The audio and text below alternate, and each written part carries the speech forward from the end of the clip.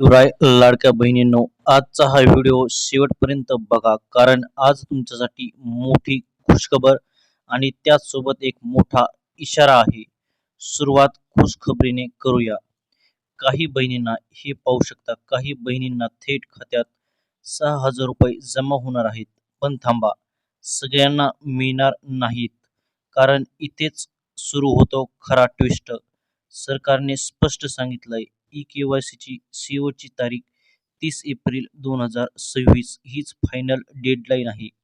जर या तारखेपर्यंत तुमची केवायसी झाली नाही किंवा केवायसीची दुरुस्ती तुम्ही केली नाही, फक्त आता दुरुस्तीच चालू आहे आणि इथे पाहू शकता, तर तुमचा हप्ता थांबणार, तुमचा हप्ता हा बंद होणार आणि पुढचे पैसेही बंद होऊ शकतात. आता समजून घ्या 6,000 रुपयाचा गेम.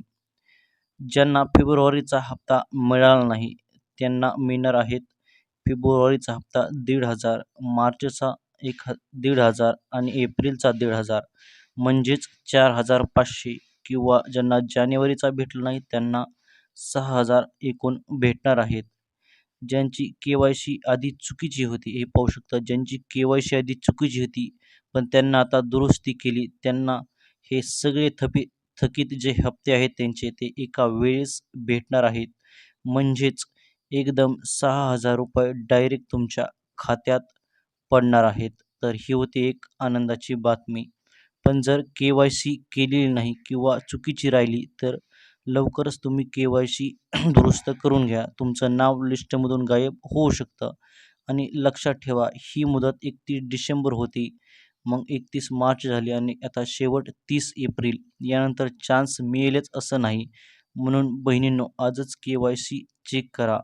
चूक असेल तर लगेच दुरुस्त करा, कारण 6,000 रुपये तुमच्या खात्यात येणार आहेत किंवा तुमचं नाव कट होणार, हे सगळं ठरणार आहे तुमच्या केवायसीवर.